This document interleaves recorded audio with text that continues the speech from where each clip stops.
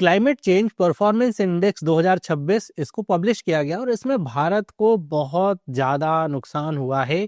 India की जो position है वो टॉप 10 से अब 13 अंक नीचे खिसक गई है, 13 रैंक नीचे खिसक के 23 रैंक पे पहुंच चुकी है। मतलब अगर 2025 की बात करें तो इंडिया हाई परफॉर्मर था, टॉप 10 में हुआ करता था, लेकिन अब इंडिया मीडियम परफॉर्मर में आ चुका है क्योंकि उसकी रैंक जो है 23rd हो चुकी है, जो कि पिछले साल 10 रैंक हुआ करती थी। तो इसी के बारे में डिटेल में समझेंगे, क्यों ऐसा हुआ है उसको हम समझने का प्रयास करेंगे। वीडियो अगर इन्फॉर्मेटिव लगेगा तो लाइक करिए, इस तरह के और वीडियोस के लिए चैनल को सब्सक्राइब करिए। सबसे पहले हम कुछ की डिटेल समझते हैं, जैसे इंडेक्स का नाम क्या है, तो यह है climate change performance index CCPI 2026। इसको रिलीज किया जाता है जर्मन वॉच और new climate institute and climate action network international के द्वारा, मतलब ये मिल करके इसको निकालते हैं। वहीं पे इंडिया की रैंक इसमें है 23rd, प्रीवियस जो रैंक थी 2025 में थी 10th। तो अब देखेंगे तो काफी डिक्रीज देखने को मिला है, जो कि खराब बात है। इसमें अब जितना ऊपर रहेंगे उतनी ही अच्छी बात होती है। और ये इकलौता ऐसा इंडेक्स है जिसमें टॉप 3 में कोई नेशन आ ही नहीं रहा है। जब से इंडेक्स लॉन्च हुआ है टॉप 3 में कोई नेशन इसमें आ ही नहीं रहा है। इंडिया का जो स्कोर है वो 61.31 है और इसमें जो टोटल कंट्रीज असेस्ड हैं वो है 63 प्लस यूरोपियन यूनियन। और ये जो यूरोपियन यूनियन और 63 कंट्रीज हैं, इनको मिला करके 90% जो ग्लोबल इमिशन है वो कंप्लीट हो जाता है, कवर हो जाता है। इसीलिए बाकी देशों को यहाँ पे इंक्लूड नहीं किया जाता है। वहीं पे अगर हम टॉप रैंक की बात करें, जैसा मैंने कहा टॉप 3 के जो स्पॉट्स हैं वैकेंट हैं, मतलब कोई भी कंट्री इतना अच्छा परफॉर्म नहीं कर रही है कि वो जो अभी ये कहा जा रहा है ना कि जो हमारा टेम्परेचर है अर्थ का वो 1.5 डिग्री जो है उससे ज्यादा जो है तेजी से बढ़ रहा है, उसको रोकने के लिए इस समय कोई भी देश ऐसा नहीं जो ऐसा कदम उठा पाए। इसलिए टॉप 3 में कोई भी नेशन इसमें नहीं आता है। जो सबसे बेस्ट परफॉर्मिंग कंट्री है वो है डेनमार्क, जो कि रैंक 4th पे आती है। पिछले साल भी टॉप 3 में कोई नहीं था, उससे पिछले साल भी टॉप 3 में कोई नहीं था। इसका टॉप 3 स्पॉट जो है वो फिल नहीं हो पा रहा है क्योंकि इतना अच्छा कोई काम ही नहीं कर रहा है कोई देश कि ये जो ग्लोबल वार्मिंग है उससे लड़ सकें। खैर, हमें इंडिया को लेकर के थोड़ा ज्यादा डिटेल में समझना होगा क्यों ऐसा इंडिया के लिए हुआ। एक बार हम ग्लोबल रैंक वगैरह इसकी देख लेते हैं। अगर ग्लोबल रैंक देखें, 1 से 3 रैंक वैकेंट है, कोई परफॉर्मेंस रेटिंग इनमें नहीं क्योंकि कोई है ही नहीं। वहीं पे अगर हम बात करें, चौथे नंबर पे डेनमार्क आता है, हाई है। 5वें नंबर पे यूनाइटेड किंगडम है, यूके, इसकी भी हाई रेटिंग है। और छठे नंबर पे मोरक्को है जिसकी भी हाई रेटिंग है। इंडिया 23rd पे है। चाइना को देखेंगे 54th पे है। इंडिया की रेटिंग यहाँ पे मीडियम है परफॉर्मेंस रेटिंग, वहीं चाइना की वेरी लो है। यूएसए 65 नंबर पे है, इसकी भी वेरी लो है। और 67 नंबर पे आता है Saudi Arabia, very low rating. ये सबसे लास्ट रैंक, मतलब अगर ये पूछा जाए सबसे लास्ट या सबसे नीचे कौन है, सऊदी अरेबिया है। जितने भी मतलब पेट्रोल वाले ऐसे देश है ना, उनकी रेटिंग तो इसमें सबसे ज्यादा बुरी ही है क्योंकि वहां पे ये रेटिंग जिस तरीके से होती है तो वहां पे पेट्रोल अगर निकल रहा है बार बार, जो फॉसिल फ्यूल्स हैं वो निकल रहे हैं, तो उसकी वजह से उनकी रेटिंग गिरती ही गिरती है। तो यहाँ पे आप अगर इंडिया को देखेंगे तो मीडियम में चला गया। पिछले साल ये 10th पोजीशन पे था, इसकी रैंकिंग हाई थी, लेकिन अब ये नीचे चला के अब मीडियम हो गया है।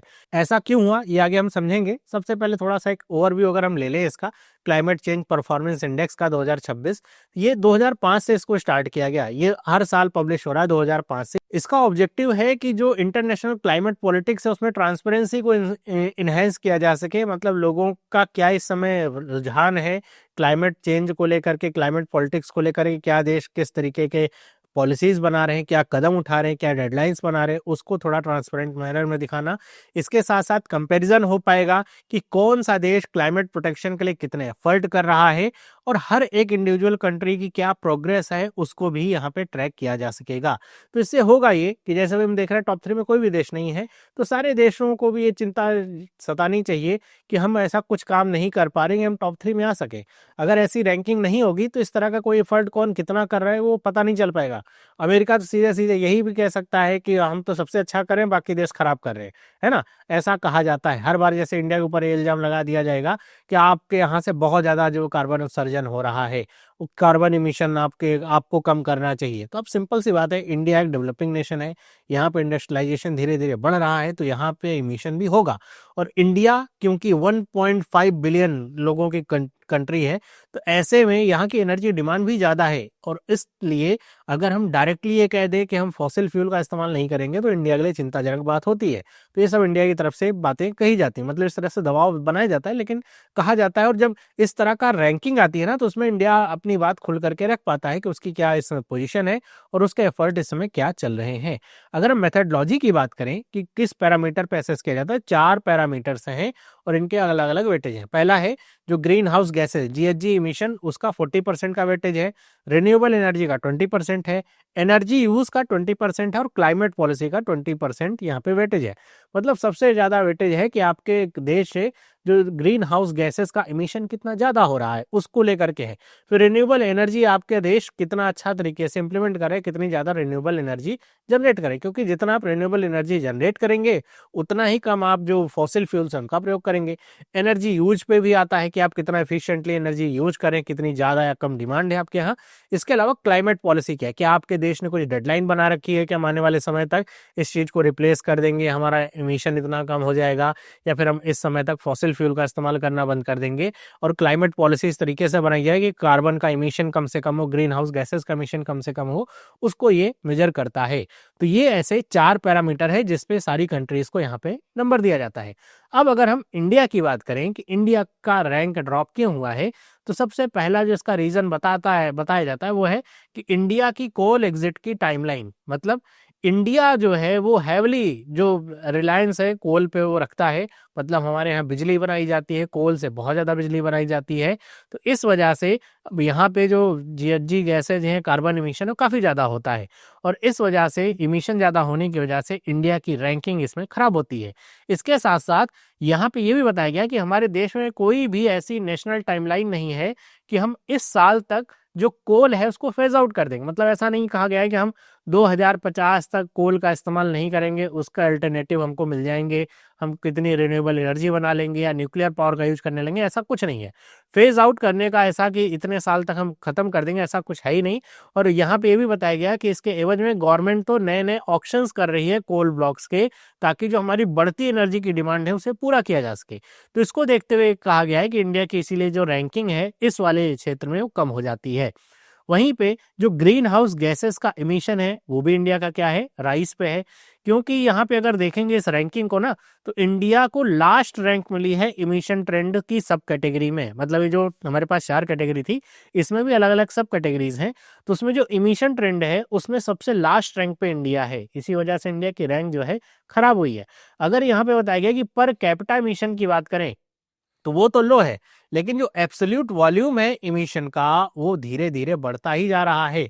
अब पर कैपिटा लो है, लेकिन हमारे यहाँ इतने ज्यादा लोग हैं कि उसकी वजह से जो एब्सोल्यूट वॉल्यूम है कि कितना ज्यादा हम प्रयोग कर रहे हैं, इमिशन निकल रहा है इंडस्ट्रियल और इकोनॉमिक ग्रोथ की वजह से, उसमें बहुत ज्यादा बढ़ोतरी देखने को मिलती है। और इस वजह से इंडिया में जो ग्रीन हाउस गैसेस का इमिशन है वो बढ़ता जा रहा है।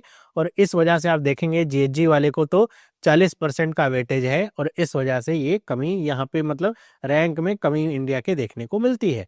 यहाँ पे दूसरी बात है कि जो रिन्यूएबल एनर्जी की रेटिंग है वो इंडिया की लो है। मतलब वेरी लो तो नहीं है, लेकिन लो है।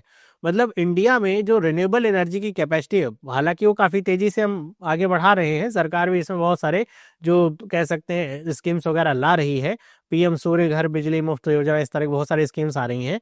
और ये बताया जा रहा है कि इंडिया का जो 50% नॉन फॉसिल फ्यूल कैपेसिटी है, 2030 का टारगेट है, वो जो कह सकते हैं कि वो हिट हो चुका है। मतलब 2030 तक था कि 50% नॉन फॉसिल फ्यूल की कैपेसिटी हम हासिल कर लेंगे, वो हिट हो चुका है। लेकिन उसके बावजूद भी इंडिया को लो रेटिंग मिली है, क्योंकि जो इंडिया का जो रिन्यूएबल एनर्जी इंडेक्स है, कैटेगरी है, अब हमारे इंडिया में एनर्जी की डिमांड इतनी ज़्यादा है कि हम अगर कंपैरिजन करें कि हम कोल से कितनी एनर्जी निकाल रहे हैं, उसके एवज में रिन्यूएबल एनर्जी भले ही हमारी बढ़ रही है, लेकिन वो बहुत ही ज़्यादा कम है कोल की कंपैरिजन में। और यहाँ पे यही बताया गया है कि इंडिया में जो लार्ज स्केल के सोलर विंड पावर प्रोजेक्ट्स ऐसे आ रहे हैं। अब आप अगर कहीं सोलर पावर प्लांट बड़ा सा लगाना चाहें, विंड पावर प्लांट लगाना चाहेंगे, तो आपको चाहिए क्या होगा, लैंड। लैंड के कन्फ्लिक्ट्स इंडिया में बहुत ज़्यादा होते हैं, और इस वजह से आपको अगर सोलर पावर प्लांट लगाना है तो आपको पता है कि उसको साफ भी करना पड़ता है, वाटर की वहाँ पे डिमांड होती है। अब आप कोई ज़मीन अगर एक्वायर करेंगे तो वहाँ पे लोगों को डिस्प्लेस भी करना पड़ेगा। तो ये जो चीज़ें हैं ना, इसमें काफ़ी ज़्यादा टाइम लगता है। ऐसा नहीं है कि हमारे देश कोई डिक्टेटरशिप वाला देश है कि सरकार ने ज़मीन मार्क कर दी कि अच्छा यहाँ से लोगों को हटाया जाएगा, बस 1 महीने में उठा के फेंक देना है, चाहे जो आप जैसे रहो उससे कोई लेना देना है, ऐसा तो होता नहीं है। अब आप अगर ऐसे जबरदस्ती करोगे, लोग कोर्ट में जाएंगे, फिर कोर्ट में जो है सालों साल मुकदमा चलेगा, मुआवजे भी मिलते हैं, उसके भी मुकदमे चलते हैं। तो इस वजह से इस तरह के जो प्रोजेक्ट हैं उसमें देखा जा रहा है कि इतना तेजी से हम आगे नहीं बढ़ सकते हैं। दूसरा, जो कार्बन प्राइसिंग की बात होती है वो यहाँ पे वीक कार्बन प्राइसिंग है, मतलब ये एक तरीके की कार्बन रेटिंग भी हर देश की करी जाती है। हर एक जो इंडस्ट्री होती है कि आप कितना कार्बन एनर्जी, मतलब कितना कार्बन एमिशन कर रहे हो, आपकी कार्बन रेटिंग कैसे आ रही है उसको लेकर के, कि अगर आपकी कार्बन रेटिंग काफ़ी ज़्यादा, आप कार्बन ज़्यादा एमिशन कर रहे हो तो आपको कहीं ना कहीं से उसको खरीदना पड़ेगा। अब यहाँ पे वीक कार्बन प्राइसिंग होने की वजह से जो जो फॉसिल फ्यूल का यूजेज है उसको उतने, अब कह सकते हैं, इफेक्टिवली डिस्करेज नहीं किया जा सकता है। हमारी जो हैवी इंडस्ट्रीज यूज़ कर रही हैं इतना ज़्यादा फॉसिल फ्यूल के रूप में, उसे डिस्करेज नहीं कर पा रहा है इंडिया। इस वजह से इंडिया की जो रेटिंग है उसमें कमी आई है। तो मोटा मोटा अगर देखें तो 3-4 रीज़न इसके आते हैं। वैसे इसके बहुत सारे और भी रीजंस हो सकते हैं, लेकिन मोटे मोटे इसके 3-4 रीजन है। अब ये भी हो सकता है कि बाकी के जो देश इंडिया से आगे गए हैं उन्होंने इंडिया से ज़्यादा अच्छा परफॉर्म किया हो इस 1 साल के बीच में, तो वो इंडिया से आगे निकल गए हैं। इंडिया की परफॉर्मेंस अभी पिछला जो 1 साल था काफ़ी ज़्यादा टेंस है, अभी भी चल ही रहा है। बहुत सारी अब ग्लोबल पूरा मार्केट हिला डुला है, तो उसकी वजह से भी ये सारे रीजंस होते हैं। अगर मैं आपको एक एस्टिमेट देता हूँ कि इंडिया में जो इलेक्ट्रिसिटी जनरेशन है, केवल इलेक्ट्रिसिटी का बात कर रहा हूँ, एनर्जी खैर एक ही जगह यूज नहीं होती, बहुत सारी जगह यूज होती है, लेकिन इलेक्ट्रिसिटी एक मेन कंपोनेंट है किसी भी देश को चलाने के लिए। तो उसमें आप देखेंगे कि कोल और जो अदर फॉसिल फ्यूल्स हैं उनसे ही हमारा 75 to 78% का इलेक्ट्रिसिटी जनरेशन होता है। वहीं हाइड्रो पावर से 9 to 10%, सोलर से 8 to 10% है, विंड से 5 to 6% है। जो अदर रिन्यूएबल सोर्सेज जैसे बायोमास, स्मॉल हाइड्रो प्रोजेक्ट्स हैं, वो 1 से 2% है, और न्यूक्लियर लगभग 3% यहाँ पे होता है। तो आप ये देखिए कि जो रिन्यूएबल एनर्जीज हैं वो ज़्यादा से ज़्यादा आपके 24 से 25%, या हम कह सकते हैं 22 से 25% के आसपास यूज कर पा रहे हैं हम। बाकी 75 to 78% तो हमारा अभी भी फॉसिल फ्यूल से ही चल रहा है। कोल या और जो फॉसिल फ्यूल्स हैं उनका इस्तेमाल करके ही हम इलेक्ट्रिसिटी जनरेट कर रहे हैं। और हमारी जो इलेक्ट्रिसिटी की डिमांड है वो आने वाले समय में बढ़ेगी, और ज़्यादा बढ़ेगी। कब और बढ़ेगी? एक आपको मैं बताता हूँ बात, कि अगर हमारे यहाँ एआई का जो प्लान है वो हिट कर गया सही तरीके से, तो ये जान के रखिए कि एआई के जो प्रोजेक्ट्स होते हैं, जो हम कह सकते हैं जो सर्वर्स होते हैं, उनको चलाने के लिए बहुत ज़्यादा इलेक्ट्रिसिटी और बहुत ज़्यादा वाटर की ज़रूरत होती है। तो ऐसे में इंडिया में आने वाले समय में तो एआई की वजह से इलेक्ट्रिसिटी की जो डिमांड है वो और ज़्यादा बढ़ेगी, एनर्जी की डिमांड और ज़्यादा बढ़ेगी। और इसको पूरा करने के लिए इंडिया को अब थोड़ा ना कहीं स्विच करना होगा सोलर पावर प्लांट या विंड पावर पे, ताकि हम इस फॉसिल फ्यूल पे अपना जो कह सकते हैं जो कट है उसको ला सकें, कि उसको और थोड़ा कम कर सकें। और इसीलिए इंडिया डिमांड करता है बाकी देशों से भी, जो विकसित देश हैं, कि उनको इंडिया की हेल्प करनी चाहिए, क्योंकि इंडिया की जनसंख्या इतनी ज़्यादा है, एनर्जी डिमांड इतनी ज़्यादा कि वो यूरोप के देशों, आप अगर उत्तर प्रदेश की बात करें, इतनी ज़्यादा जनसंख्या यूरोप के बराबर हो जाएगी, है ना। तो ऐसे में आप ये समझिए यूरोप के किसी एक देश से तुलना करें इंडिया की, तो वो पॉसिबल ही नहीं है। तो ऐसे में इंडिया की जनरेशन की जो इलेक्ट्रिसिटी जनरेशन की डिमांड है उसको अगर कोल और फॉसिल फ्यूल से कम करना है, तो सिंपल सी बात है, इंडिया को सोलर, न्यूक्लियर पावर वगैरह पे ज़्यादा ध्यान देना पड़ेगा।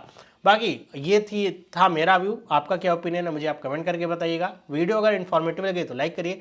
इस तरह की और वीडियोस के लिए चैनल को सब्सक्राइब करिए। मिलते हैं अगले वीडियो में। सभी लोगों को बाय।